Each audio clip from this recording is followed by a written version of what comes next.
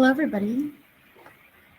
My name is Cindy Rogel. I will be here to answer any questions you guys have about the talk that I gave or, and was recorded for your pleasure. So I'm more than happy to answer any questions you guys have or any inquiries, okay? Hi, good afternoon, everyone. This is Ed Martinez here. I am helping out in today's session as a moderator. I am a member of the Chef Colorado Professional Chapter, living in Denver, Colorado, and recently elected RVP3.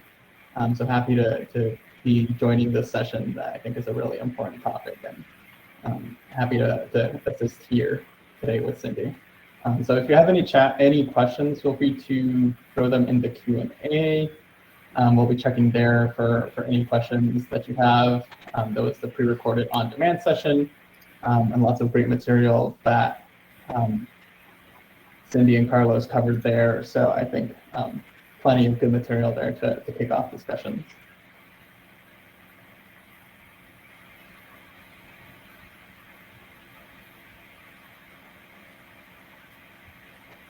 And so I guess while we wait for some questions to come in,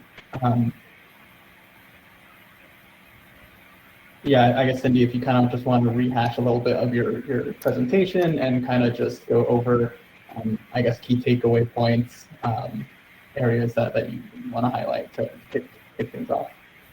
So in our presentation, we talked about ways that like the secretary and the president have to really take into consideration preparing for their term. So professionals, we have 2-year terms.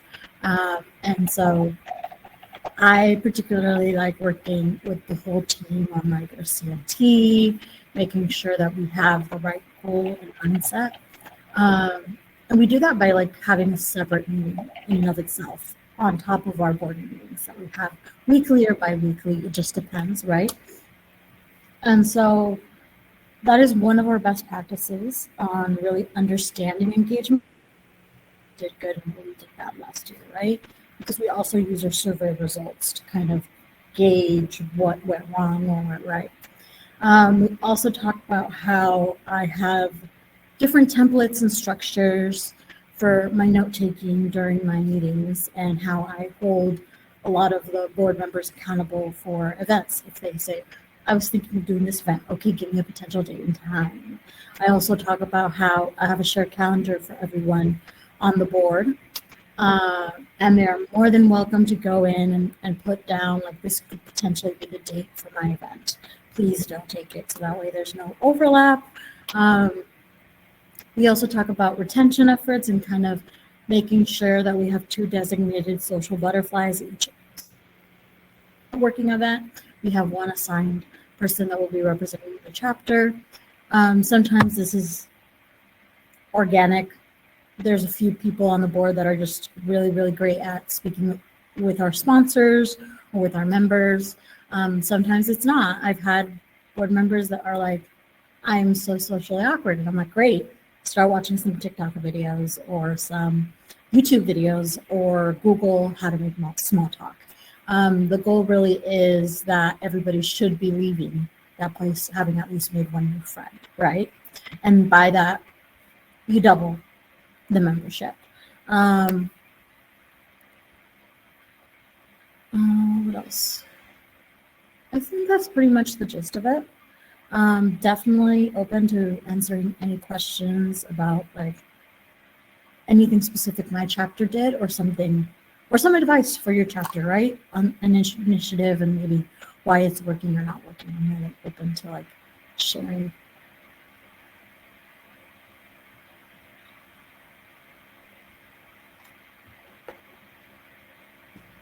Yeah, thanks, Cindy. I really like the bit of like the assigning board members to be like the social butterflies. I think that really goes along with a lot of showing up for stuff event. You know, we're nervous and, you know, it may or may not be easy to kind of get that engagement. Correct. And so just having those designated people to go out and make sure that those people feel welcome, I think goes a long way to making sure that those new members come back and become recurrence for sure. Correct. And then I think I saw a question in our chat. Yes. What does member retention and engagement mean to you? So member retention means how many people are coming back, right? And engagement, how are you engaging with these people? I know we're very awkward. I'm awkward myself. I'm speaking from experience. And I really do want to grow our chapter so that way we can get a bigger network to support each other if something happens, right? So I do try my best. I try to be social. I try to remember key figures and facts about someone. Recently, I went to another networking hour with one of our key sponsors, and I was like, "Hey, guy, like, I remember you." And he's like, "I remember you too. I just can't spot your name." And I was like, "I remember we talked about your wife last time, and how like we were talking about something." He's like, "I think I remember this conversation now." So really building those relationships. Personal relationship with them is very essential. Yeah, thank you. I think, yeah, all good things to keep in mind when we're looking to engage our members. Moving to a question that we have in the chat, let me make sure to display it here. It says, I like how you onboard new paid members with welcome emails. Are you able to share a template example of this email, or just kind of like what do you make sure to include in those types of messages? And then lastly, how are you staying up to date on who those new members are as they come in? So usually I audit them yearly, kind of seeing who the paid members are. A lot of times these paid members don't come to our events.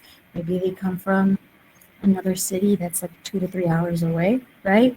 So I make it my job to go ahead, look at my paid members and see who is it. I like to invite them to my newsletter with MailChimp. There is a clause in MailChimp, though, that you're not able to just insert people without their knowledge. They need to consent to getting into this MailChimp. And so I kind of just share, hey, this is the secretary, this is the president, and this is our vice president of membership.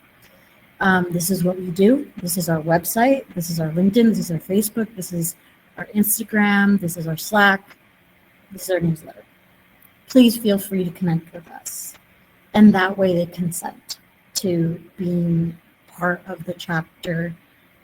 Sometimes a lot of people just sign up because their SHIP memberships are paid for by their corporate office, which is really neat, but you would really love to engage with them one-on-one. I do know when I was a student, one way that my secretary engaged with people was she got the list of people that signed up as paid members and started emailing them to see if they wanted a one-on-one to kind of learn more about SHIP.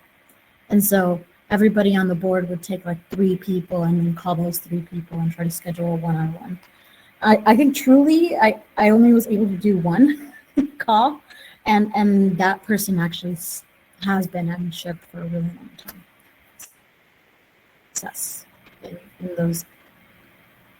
in that initiative. Yeah, all good things, definitely.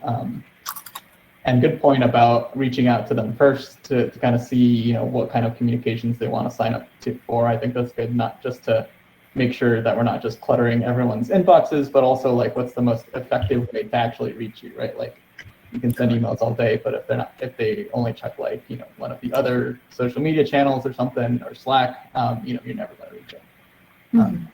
So definitely a good step there. And then I think the last bit was how are you getting that information? I think that's an important one for like new chapter leaders, like as far as like who the paid members are. Go to SHIP Connect. If you've updated the chapter information, like we're required to quarterly, I believe. If not, you will have to do it in President Summit. It is one of the tasks you have to complete. Once they have your information, they will make you like the president, the secretary of, and so by having those titles, you're granted membership view, like the view of the members, the numbers, their information. And so that is one way. If not, just talk to your regional leader. They can copy and paste all the numbers, names and stuff. It'll be a little tedious, but I think it's worthwhile. Yes, great last point there. I was going to plug that, but I'm glad you caught it. Regional leaders, get to know them in your region, because they can offer you great information and resources, specifically in this case, like a regularly updated membership list, so you can make sure that you're not missing out on any newcomers. Thanks, Cindy. All right, we have more questions coming in from the chat. This next one is from Fabian, and he asks, what events do you think establish the most member retention, particularly after conference when attendance starts to die out or just kind of decline after that big push? For our professional chapter, we do a posada. So it's like the very last event before everybody leaves for the holidays to go with family. A lot of people leave the state. We try not to schedule any events in November, December, January. It's kind of just a time to decompress after everything that happened. You know, November is a busy time for work. It's a busy time for conference and all this kind of stuff, right? So my recommendation is do a social or a general body meeting. That's what we do. We do a social posada general body meeting all in one, and we do it in collaboration with the university closest to us. And so they reserve the room and we execute the event from start to finish. And it is an interesting event because every single year we tell them, be here at this time. You're there an hour late. But during that hour, for the people that do come on time, it's a networking hour. You can eat food. It's a potluck style. And then we do general announcements. And it is one of the few events that we do require all board members on the professional board to attend. Like, you have to have a really good reason not to be there. And then afterwards, people tend to stay another hour just to talk and beat the traffic, because traffic can be pretty bad. But yeah, that's my advice. Especially, that is our signature event. We know that that's one of the few in-person events we do. So we're going to do it well. Yeah, thanks for sharing. I think that's a great point there, right? Is to kind of make sure that you have like the next thing in the queue already after convention, so that people have something easier to look forward. It's the posada, definitely more of like a social activity. So like people are interested in coming because it's just like a fun way to connect and meet others. You don't necessarily tell people like, this is what's going to happen in February and March. Like, we're like, right, sometime in February we will be doing these events. Please keep a lookout. And if they're interested in hosting events, we are like, please talk to us. We would love to have you collaborate with us. And that's an opportunity. Yeah, finding ways to keep up the momentum, I think, is definitely good. Okay. Continuing with the questions coming in from the chat. Thank you all for your questions. Please continue to put more in there if anything comes up, it comes to mind as we're going through these. The next question is, do you put any efforts towards encouraging members to reactivate their membership after they've gone inactive? So kind of reaching out to those members that have let their membership lapse for whatever reason. No, not really, not at this time. We've surprisingly had people that drop off, right, and leave and don't renew their membership, but new people replace them. And so we, on our part at least, if there's a sale going on, like I think right now there's like volunteering opportunities and you'll get the professional membership paid for with Ship National, like that kind of stuff. We share that information with our membership through the newsletter. But in terms of like actively engaging one-on-one with someone, I think that is a great idea to pursue. I just haven't done it myself. Yeah, that's true. One interesting thing that I guess I've kind of noted is that, a lot of times, and I definitely remember seeing this a lot in college too, but a lot of members that kind of come out to local events, but that aren't necessarily paid members. And that maybe fall into that category, right? Maybe they signed up because they wanted to go to the conference and they like being part of the community, but they're not really, just for whatever reason, they haven't gotten around to renewing it. How do you encourage that pool of people to maybe renew their membership, I guess, right? Honestly, I worked for a big corporation, Intel. They would always give us codes, and we would share with each other, like, hey, did you renew your membership? Hey, did you renew your membership? Hey, did you renew your membership? That's the only way that we really held each other accountable, but it was paid for. So also remember, $60 is a lot. and the one true investment into those $60 is the national convention. So I think just trying to keep the people that you already have accountable, just kind of remind them, be on the lookout for your QR code from HR, ERGs. So that way you can get your membership paid for if you do work for a huge corporation. If not, I do believe it is something that you could maybe look into volunteering with SHIP National to get it paid for. Yeah, good point. And yeah, it's a tough one for sure, but I do like the approach of kind of making sure you're on top of your current active membership base to not fall into that category. So that, because then it becomes a whole thing to get them back in the loop, get them back on mailing lists. So I think, yeah, I agree that the best retention is probably to not let them get to that stage. So thank you for that one. More questions coming in the chat. This next one from Miriam says, how to add value to being professional members in ways that support life outside of being a professional, things like financial literacy, building families, relocating, etc. So being part of SHIP, I believe, is very, very essential because we spend most of our time in our jobs, if not more than 40 hours, right? And if you don't build a community or the friendships you need to kind of help you grow and learn, like your family does, your family helps you with that, creating community and stuff. And so I moved out of state from Arizona. I moved to Oregon. I didn't have any friends. I tried for a year, trust me. I had no hobbies whatsoever. And so moving Oregon board really helped that part because I'm just not very socially equipped to make really close friends, but when I go into SHIP, I do know those circles tend to be some people that I align with and have very similar values.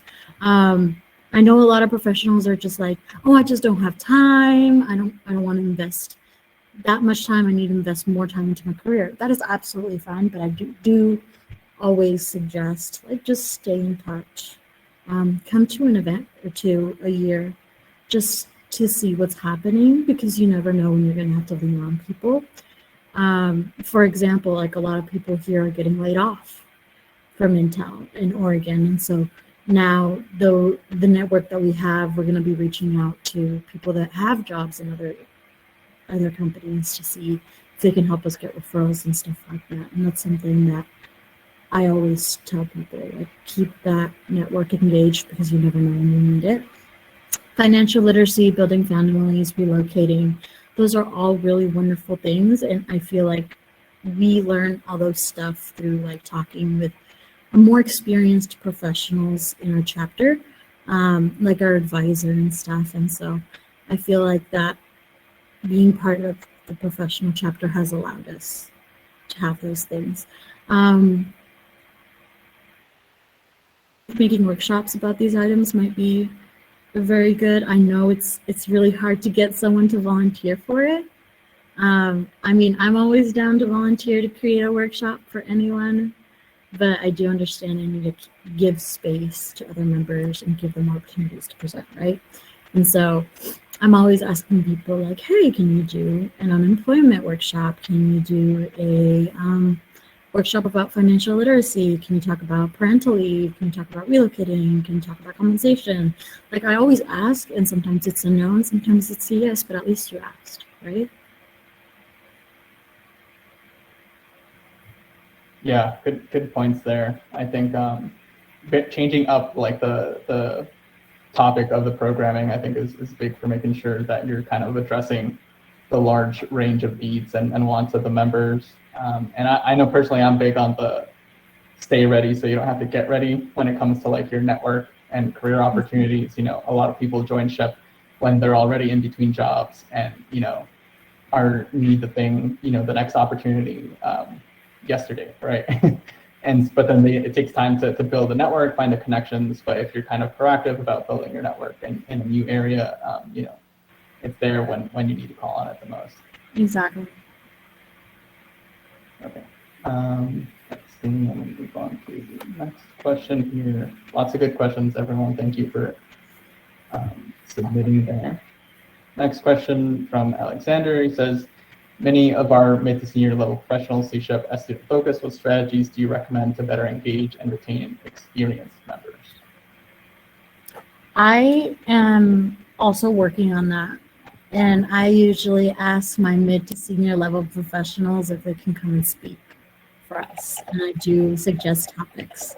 We're super busy people and like we have children coming from college or family coming from here. And they're busy. And so I do try my best to request their assistance in coordinating events and stuff. But sometimes it doesn't happen. Sometimes it does. Just really go out there and ask for their assistance in the chapter. They will feel valued in that way and want to contribute because I'm pretty sure they're in a place where they're like, if somebody had told me this, I would have done that. And so giving them the power and the platform for that, I think could really help with that issue. I haven't been successful in it. Trust me, it's a trial and error thing. So I'll work. I'll Yeah, for sure. Always a moving target to make sure that you're, you know, successful in all of these different membership tiers. You know, lots of people in different parts of their career, but I think that's always the thing that makes SHPE great. There's always someone to teach you more, for sure. Mm-hmm. All right, continuing on. We have, I think you already touched on this a little bit, but kind of going back to, you know, what do you consider to be your signature event and what makes it successful? Signature event for sure is POSEDA, the general body meeting, around November after the conference. Our outreach signature event is Día del Niño. So it is around Día del Niño, April, and it is one of our bigger events with around 300 to 600 attendees. This year it isn't that much due to what's happening with the government, but it is a signature event. Everybody knows that it's there and we advertise it, right? And so they're very aware of that. Let's see what else. Professional development, we do have one signature event there for that pillar for Boom Cup, which is like a fancy name just to say resume review and mock interviews. And so all the professionals kind of understand before conference it's time to buckle up and go help the students become successful to go into national convention. And I believe this year we're actually changing it up a bit and we're asking PSU to give us a leader on their board to coordinate the session. We're looking forward to that collaboration. It is very important to give the student chapters some leadership opportunities and ask them, do you want something in person or do you want something online, right? Because at the end of the day, we're helping them. Yeah, thanks for sharing. I think engaging others on the different events is always, I think, a good way to multiply the impact and turn out at those types of things a lot more successful. And my chapter always thinks of it in the lens of outreach, social, professional development. When we were a smaller chapter, I would just tell them, focus on those 3 areas and focus on one event. That's it. That's all we're doing. We're not going to do more events. If more events come and you guys want to take it on, do it. But the reality is we are working professionals, we're volunteering, so there's only so much time in the day. Yeah, absolutely. Making sure you're not spread too thin, and I think there was some good points on that in your session. So, we could touch on that. Next question. We have a couple minutes here, so we'll try to get through as many of these as we can. Thank you all again for the questions. Next question from Alejandra is there a social media channel like Instagram, Facebook, email, or some other that you found members to use more to keep up with engagement or to stay up to date on upcoming events and announcements? I believe that Instagram, the more popular ones, the LinkedIn. I know a lot of people neglect it, but you should update that. I update the events section, and I actually do invite a lot of my own connections to that when I generate the events. And so that actually does help with getting more people at the events. I believe that's how I did a Region 1 mini golf event, and I invited like 200 connections, and a few showed up. I think 20, which I think is a good turnaround, in my opinion. Also, the newsletter and the Instagram are our top focus, and that's always been updated. You know? Okay, yeah, thanks. Definitely got to spread a wide net to catch as many people and into the events. There's always, like we've mentioned a couple of times here, everyone's got preferred communication methods, so just trying to hit them all, I think is a good approach. So thanks for that. Let's see here. I like this one here from Jose. He says, do you reach out to student chapters who have graduating seniors so they can get the free 1-year professional membership, which is a hidden perk, I think, to a lot of students? Yes, we do. We do really try to work with them and kind of get a list of seniors that are graduating and kind of understanding where they're going. We do want to keep them local. So we would love to. It doesn't always happen that way, right? Students are very busy. It's finals week, it's graduation week, they have to move out.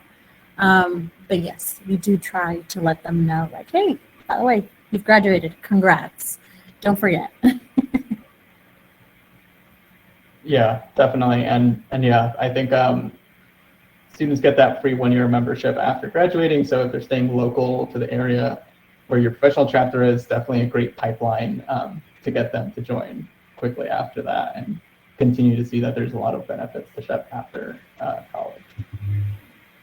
I think we're right about up on time here. I know we had a couple more questions. Sorry we couldn't get to them. I'm going to say maybe to email the team with answers to anything that we didn't get to. You can also hold on to them and maybe float the questions around in the upcoming breakout sessions, which we'll be transitioning over to shortly.